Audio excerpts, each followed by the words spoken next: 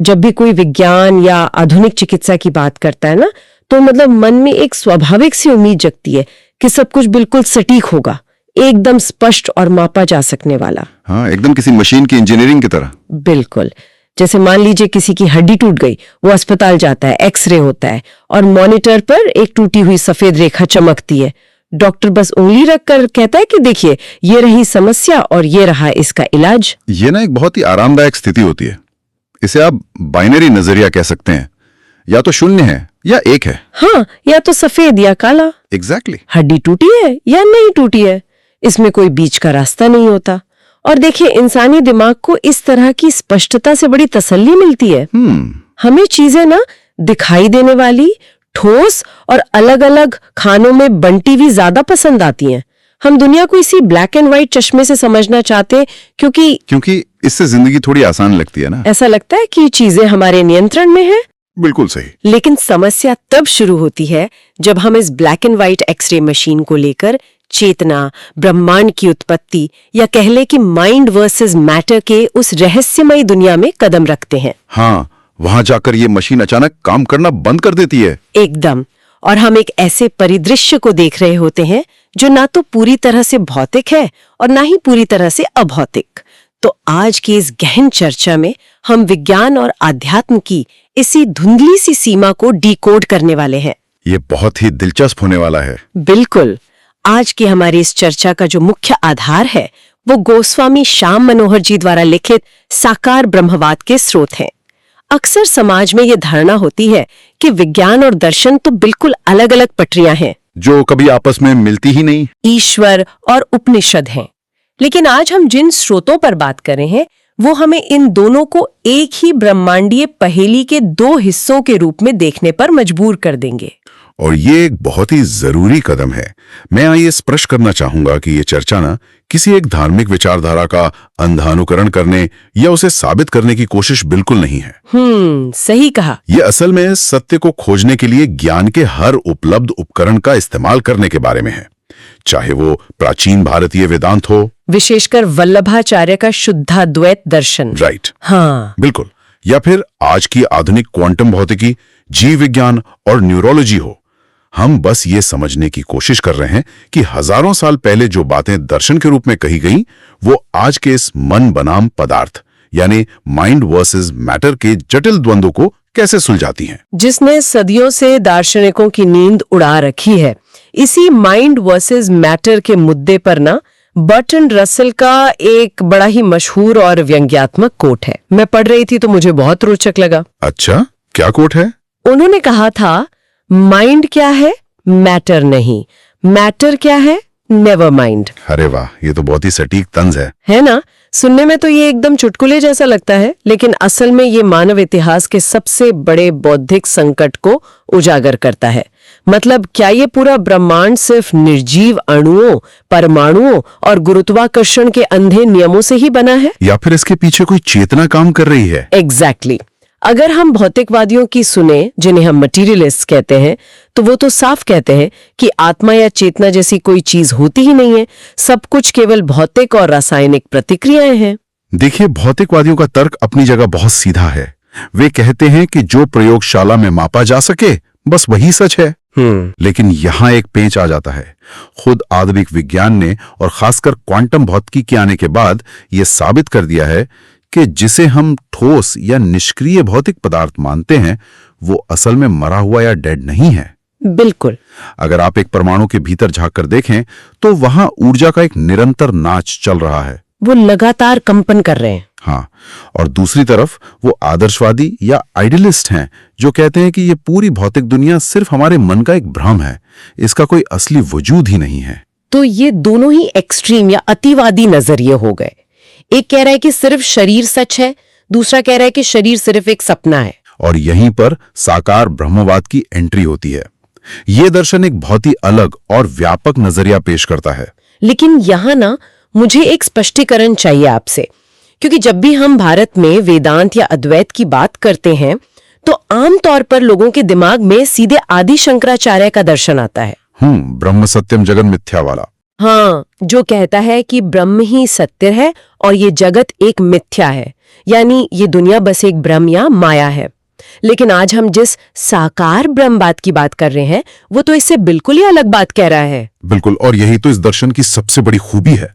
वल्लभाचार्य का जो शुद्धाद्वैत दर्शन है, जिसे हम साकार ब्रह्मवाद के रूप में समझ रहे हैं, वो माया के इस सिद्धांत को पूरी तरह खारिज करता है। अच्छा, तो वो दुनिया को भ्रम नहीं मानता? जी नहीं, ये कहता है कि ये भौतिक दुनिया कोई भ्रम या सपना नहीं है। ये दुनिया भी उसी पूर्ण सत्य, उसी ब्रह्म का एक बहुत ही वास्तविक और भौतिक प्रकटीकरण है। मतलब जो मूल तत्व है वो अभौतिक चेतना भी है और ठोस भौतिक पदार्थ भी। एग्जैक्टली। विज्ञान जिसे ऊर्जा और मैटर कहता है, साकार ब्रह्मवाद उसे एक ही सत्ता के दो अलग अलग रूप मानता है। ये तो ठीक है, लेकिन फिर एक सवाल उठता है। मतलब अगर सब कुछ एक ही पूर्ण सत्ता है तो हमें हर जगह इतने सारे विरोधाभास क्यों दिखाई देते हैं? विरोधाभास से आपका मतलब? मेरा मतलब है कि एक तरफ एक निर्जीव सा पत्थर पड़ा है और दूसरी तरफ एक सोचता हुआ इंसान है। एक तरफ हम सुख महसूस करते हैं, दूसरी तरफ इतना भयानक दुख है दुनिया में। अगर सब कुछ एक ही है तो ये सब इतना अलग और बटावा क्यों लगता है? ये एक बहुत ही लाजमी सवाल है। इस बात को समझने के लिए ना स्रोत में एक बड़ा ही रोचक उदाहरण दिया गया है, समुद्र और उसमें तैरते हुए बर्फ के हिमखंड का। हाँ, आइसबर्ग का उदाहरण। बिल्कुल। जब हम समुद्र में एक विशाल बर्फ के टुकड़े को देखते हैं तो वो पानी से बिल्कुल अलग लगता है। वो एक ठोस, कठोर और यहाँ तक कि जहाजों को नुकसान पहुंचाने वाली वस्तु लगता है। लेकिन मौलिक स्तर पर वो क्या है? वो H2O ही तो है, पानी ही है। एग्जैक्टली, वो पानी ही है। बर्फ के जमने या पिघलकर वापस पानी बन जाने से समुद्र के मूल स्वरूप में तो कोई बदलाव नहीं आता ना। तो मैं ये सोच रही थी कि क्या ये पूरा ब्रह्मांड भी उसी जमे हुए बर्फ की तरह है? ये उदाहरण आपको बिल्कुल सही दिशा में ले जा रहा है, लेकिन देखिए, हमें इसे थोड़ा और गहराई से समझना होगा।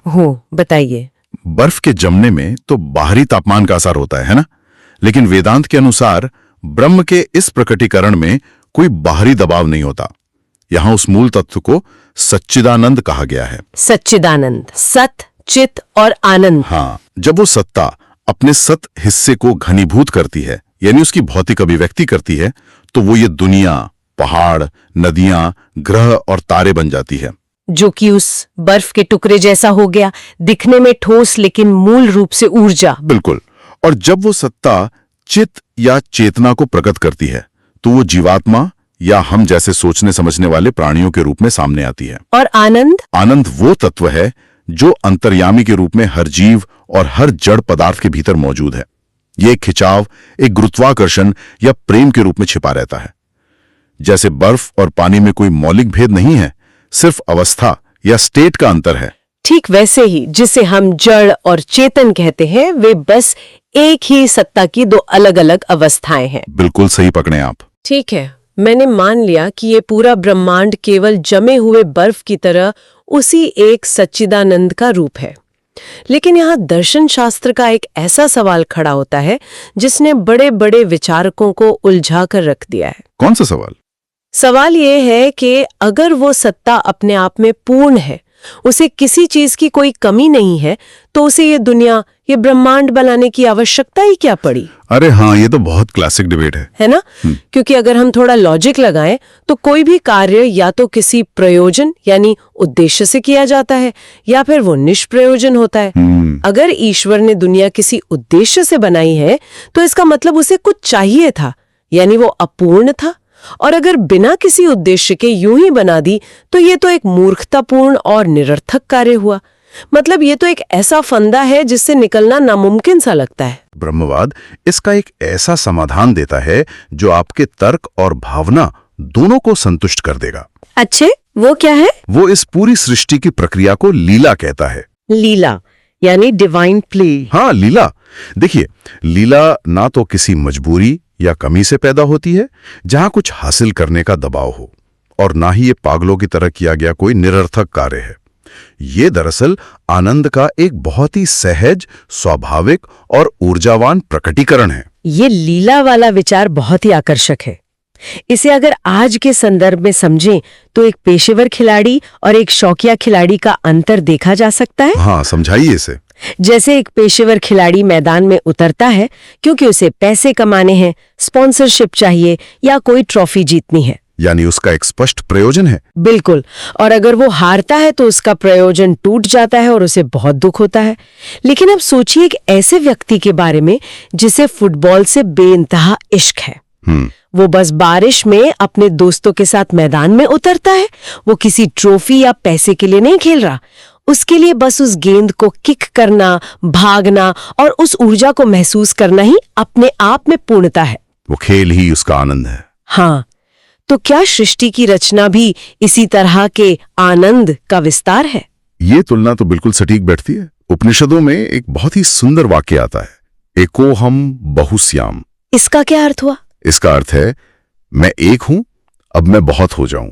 ये किसी अकेलेपन की हताशा नहीं थी, बल्कि अपनी ही अनंत संभावनाओं को अनुभव करने का एक उत्सव था। क्या बात है। जैसे एक कुशल नर्तक जब नाचता है तो वो कहीं पहुंचने के लिए नहीं नाचता, वो बस अपने भीतर के आनंद को आकार दे रहा होता है। दिक्कत तब होती है जब दर्शन की अलग अलग विचारधाराएं इस पूरी तस्वीर को देखने के बजाय सिर्फ एक हिस्से को पकड़ लेती हैं। वो अंधे व्यक्तियों द्वारा हाथी को टटोलने वाली कहानी की तरह। एग्जैक्टली। कोई सूंड पकड़कर कहता है कि सत्य सांप जैसा है, कोई पैर पकड़कर कहता है सत्य खंबे जैसा है। और भौतिकवाद सिर्फ हाथी के पैर देख रहा है, जबकि आदर्शवाद सिर्फ उसकी सांसें महसूस कर रहा है। हाँ, लेकिन शुद्धाद्वैत उस पूरे हाथी को, उस पूर्ण सच्चिदानंद को एक समग्र इकाई के रूप में स्वीकार कर लेता है। ये सब ना दर्शन के स्तर पर बहुत सुंदर लगता है सुनने में, लेकिन अब इसे थोड़ा जमीनी हकीकत पर लाते हैं। ठीक है, लाइए। अगर ये दुनिया एक ईश्वरीय लीला है और हम सब इस ब्रह्मांडीय खेल के हिस्से हैं, तो हम इस खेल को अनुभव कैसे कर रहे हैं? मतलब परसेप्शन के स्तर पर? हाँ, हमारी जो समझ है, जिसे हम परसेप्शन कहते हैं, वो आखिर काम कैसे करती है? क्या ये पूरी तरह से हमारे दिमाग के न्यूरॉन्स और भौतिक शरीर की सीमाओं पर ही निर्भर है? ये ज्ञान मीमांसा या एपिस्टेमोलॉजी का बहुत बड़ा सवाल है। मैंने पढ़ा है कि पश्चिमी दर्शन में इमैनुअल कांट का नाम इस मामले में बहुत बड़ा है। उन्होंने तो एक क्रांति ही ला दी थी ये कहकर कि हम असल बाहरी दुनिया को कभी जान ही नहीं सकते।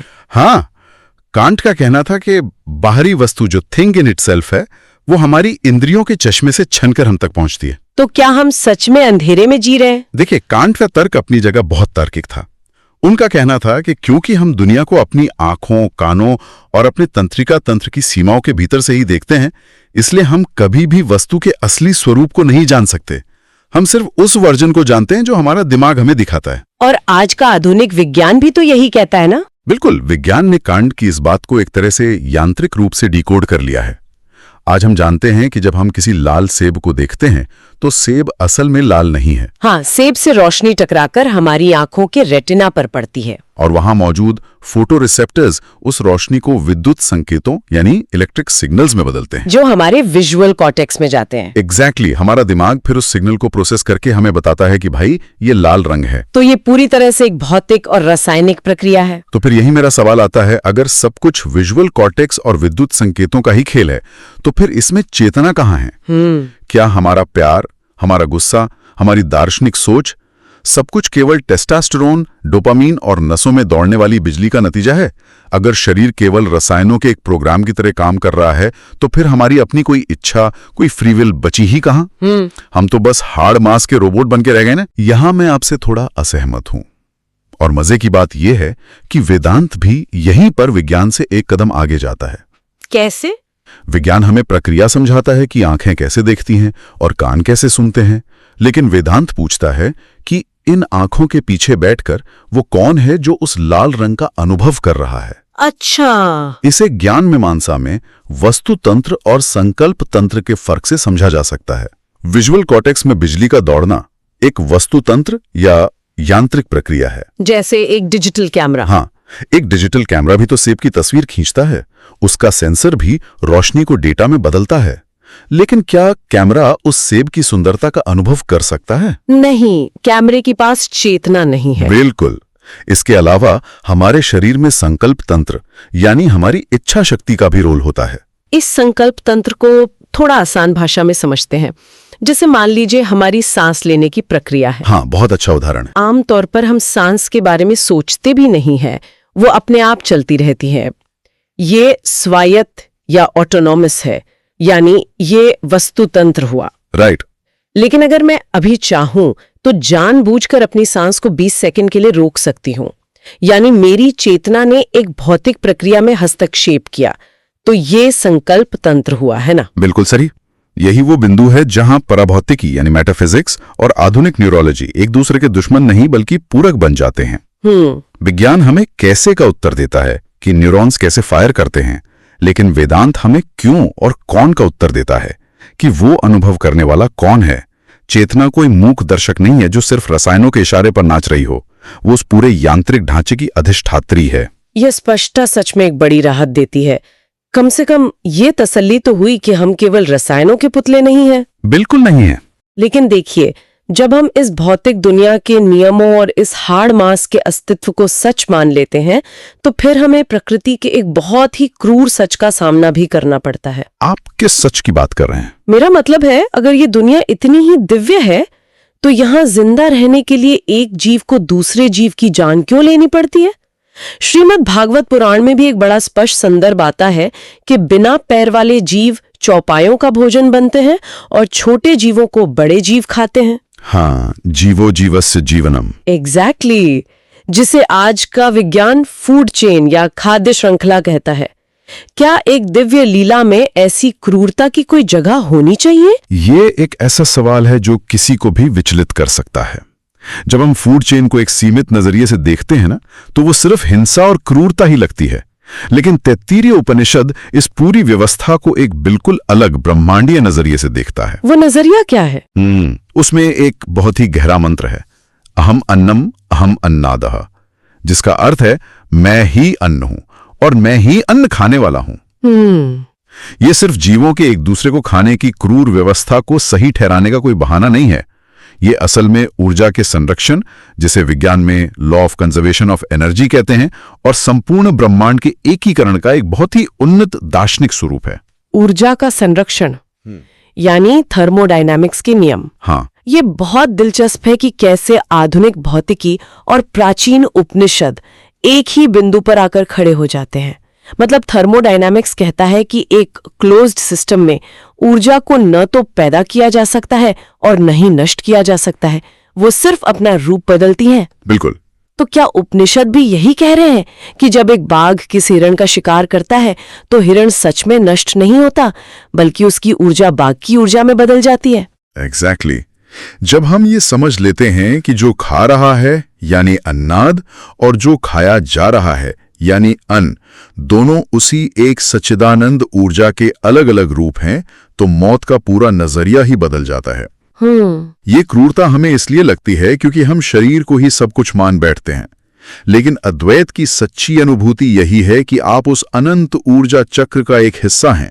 और जब व्यक्ति ये महसूस कर लेता है कि वो अन्न भी है और अन्नाद भी, तो उसके भीतर से मृत्यु का जो भय है वो खत्म हो जाता है। बिल्कुल, वो अस्तित्व का संकट पूरी तरह से वाष्पीकृत हो जाता है। मृत्यु कोई अंत नहीं है, वो सिर्फ बर्फ के पिघलकर वापस पानी बन जाने जैसी एक प्रक्रिया है। कॉस्मिक बैलेंस हमेशा बना रहता है। ये विचार तो बहुत ही मुक्ति देने वाला है। लेकिन फिर ना एक व्यावहारिक दुविधा सामने आती है। वो क्या? यदि जीवन और मृत्यु, शिकारी और शिकार, सब एक ही सत्य के दो रूप हैं, तो फिर एक आम इंसान अपना जीवन कैसे जिए? क्या हमें इस भौतिक दुनिया के कर्मों में, व्यापार में, समाज में पूरी तरह से उतरना चाहिए, या फिर ये जानकर कि सब कुछ एक ही है, सब कुछ त्याग कर किसी शांत जगह पर बैठकर सिर्फ ध्यान लगाना चाहिए? लौकिकता और आध्यात्मिकता के बीच सही चुनाव क्या है? इसका सबसे बेहतरीन और संतुलित जवाब हमें ईशावास्य उपनिषद में मिलता है। वहां एक बहुत ही स्पष्ट चेतावनी दी गई है। कैसी चेतावनी? श्लोक कहता है कि जो लोग केवल अविद्या की उपासना करते हैं वे घोर अंधकार में जाते हैं। अविद्या यानी मूर्खता? नहीं, यहाँ अविद्या का मतलब मूर्खता नहीं है। अविद्या का अर्थ है सिर्फ भौतिक संसार, पैसा, लौकिक कर्म और विज्ञान तक सीमित रहना। अगर आप सिर्फ भौतिक दुनिया को सच मानेंगे तो एक दिन सब कुछ खत्म होने के डर से हमेशा अवसाद में रहेंगे। तो फिर दूसरा रास्ता बेहतर होगा, मतलब सब कुछ छोड़ देना। उपनिषद का अगला हिस्सा ना और भी चौंकाने वाला है। अच्छा? वो कहता है कि जो लोग केवल विद्या में रमे रहते हैं, यानी जो कर्मों और समाज से भागकर सिर्फ ज्ञान, ध्यान और वैराग्य की बातें करते हैं, वे अविद्या वालों से भी ज्यादा बड़े अंधकार में जाते हैं। अरे बाप रे, ये तो बहुत ही क्रांतिकारी बात है ना? मतलब सिर्फ दुनियादारी में अंधे होना भी गलत है और दुनिया छोड़कर पहाड़ों पर जाकर ज्ञान बघाड़ना उससे भी ज्यादा खतरनाक है। बिल्कुल, क्योंकि वो उस लीला से भागने की कोशिश है जिसे खुद ईश्वर ने रखा है। तो फिर सही रास्ता क्या हुआ? सही रास्ता इन दोनों का समन्वय है, इनका संतुलन है। ईशावास्य उपनिषद कहता है कि अविद्या यानी सही लौकिक कर्मों और विज्ञान के माध्यम से व्यक्ति मृत्यु के भय और जीवन की व्यवहारिक चुनौतियों को पार करता है। और विद्या यानी आत्मज्ञान और दर्शन के माध्यम से वो अमरत्व या वास्तविक मानसिक शांति प्राप्त करता है। आपको भौतिक विज्ञान भी चाहिए ताकि आप बीमारी का इलाज कर सकें, और आपको आध्यात्म भी चाहिए ताकि आप जीवन का उद्देश्य समझ सकें। अगर मैं आज के इस पूरे विश्लेषण का निचोड़ निकालूं, तो मुझे साकार ब्रह्मवाद की सबसे बड़ी ताकत उसकी सहिष्णुता और सबको साथ लेकर चलने की क्षमता लगती है। बिल्कुल, ये बहुत ही इंक्लूसिव है। ये किसी भी विज्ञान या विचारधारा को पूरी तरह से नकारता नहीं है। ये कांट के दर्शन, न्यूरोलॉजी के विजुअल कॉर्टेक्स और थर्मोडायनामिक्स के नियमों सबको स्वीकार करता है। ये ना एक विशाल सिम्फनी या ऑर्केस्ट्रा की तरह है। बहुत अच्छी तुलना है। जैसे एक ऑर्केस्ट्रा में ड्रम की आवाज बांसुरी से बिल्कुल अलग होती है, दोनों के नियम भी अलग हैं, लेकिन जब एक कुशल संगीतकार उन्हें मिलाता है तो वे एक दूसरे को काटते नहीं, बल्कि एक संपूर्ण और भव्य संगीत का निर्माण करते हैं। साकार ब्रह्मवाद ऐसा लगता है जैसे वो संगीतकार है जो हर विचार को उसका सही स्थान देता है। ये एक बहुत ही सुंदर रूपक है। पश्चिमी दर्शन में बारूक स्पिनोजा ने पैंथिज्म या सर्वेश्वरवाद का सिद्धांत दिया था कि ईश्वर और प्रकृति एक ही हैं। वेदांत का ये सच्चिदानंद दर्शन इन सभी विचारों को अपने भीतर समेट लेता है। ये विज्ञान से डरता नहीं है। हाँ? ये इस बात से घबराता नहीं है कि विज्ञान ने दिमाग के काम करने का तरीका खोज लिया है, बल्कि ये मुस्कुराकर कहता है कि विज्ञान जिस रहस्य को खोल रहा है वो उसी आनंदमय सत्ता की लीला का भौतिक स्वरूप ही तो है। दोनों मिलकर एक ही सत्य की अलग अलग परतें खोल रहे हैं। सच में आज के इस विश्लेषण में हमने एक बहुत बड़े वैचारिक दायरे को कवर किया है। हमने माइंड वर्सेस मैटर के द्वंद्व से शुरुआत की। हाँ, भौतिकवादियों और आदर्शवादियों के बीच का फर्क समझा। फिर हमने जाना कि कैसे साकार ब्रह्मवाद दुनिया को एक भ्रम नहीं बल्कि सत्य का वास्तविक प्रकटीकरण मानता है। हमने सृजन को एक लीला के रूप में देखा, न्यूरोलॉजी और चेतना के बारीक अंतर को समझा, और थर्मोडायनामिक्स के जरिए अन्न और अन्नाद के गहरे दर्शन को भी डिकोड किया। बिल्कुल, और ये सब सिर्फ किताबी बातें नहीं है, बल्कि दुनिया को देखने का एक बिल्कुल नया चश्मा है। और शायद इस पूरी चर्चा की सबसे बड़ी उपयोगिता यही है कि ये हमें विज्ञान और आध्यात्म को विरोधी मानने की उस पुरानी आदत से बाहर निकालती है। सही कहा। जब आप अपनी आंखें खोलते हैं तो आप सिर्फ फोटोन और न्यूरॉन्स का खेल नहीं देख रहे होते, आप उस अनंत चेतना को खुद अपने माध्यम से इस दुनिया का अनुभव करते हुए देख रहे होते हैं। और इसी विचार के साथ ना एक बहुत ही गहरा सवाल मेरे सामने आता है जो किसी के भी दिमाग के तार झकझोर सकता है। अच्छा, क्या सवाल है? आज की चर्चा से ये स्पष्ट हुआ कि मानव शरीर, हमारी चेतना, न्यूरॉन्स और प्रकृति के नियम सब एक ही ईश्वरीय लीला का हिस्सा है। बिल्कुल। लेकिन आज आधुनिक विज्ञान जिस तेजी से आर्टिफिशियल इंटेलिजेंस या एआई और रोबोटिक्स में तरक्की कर रहा है वो अद्भुत है। हम ऐसे मशीनी सेंसर्स और कैमरा बना रहे हैं जो इंसानी आंखों से ज्यादा बेहतर देखते हैं। हाँ, और ऐसे प्रोसेसर जो इंसानी दिमाग से तेज फैसले लेते हैं। एग्जैक्टली। तो सवाल ये है कि अगर ये पूरा ब्रह्मांड उस एक पूर्ण चेतना के अपने आप को अभिव्यक्त करने का खेल है, तो क्या भविष्य का वो सचेत सुपर कंप्यूटर या एआई सिर्फ सिलिकॉन और तारों का एक निर्जीव ढांचा होगा? ओहो, ये तो बहुत ही प्रोवोकेटिव सोच है ना? या फिर वो मशीन भी इस अनंत ब्रह्मांडीय लीला का एक नया अनपेक्षित खिलाड़ी बन जाएगी?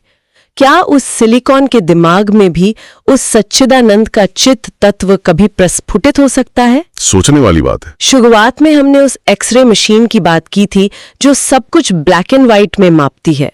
शायद समय आ गया है यह स्वीकार करने का कि चेतना का वो विशाल समुद्र किसी एक मशीन के फ्रेम या सिर्फ एक जैविक शरीर में ही कैद नहीं है। सत्य हमारी कल्पनाओं से कहीं ज्यादा विशाल है और रहस्यमय भी। बस ये एक ऐसा विचार है जो एक लंबे समय तक हमारे श्रोताओं के साथ और मेरे साथ भी रहने वाला है। आज की इस चर्चा में जुड़ने के लिए बहुत बहुत शुक्रिया। मुझे भी बहुत आनंद आया। धन्यवाद।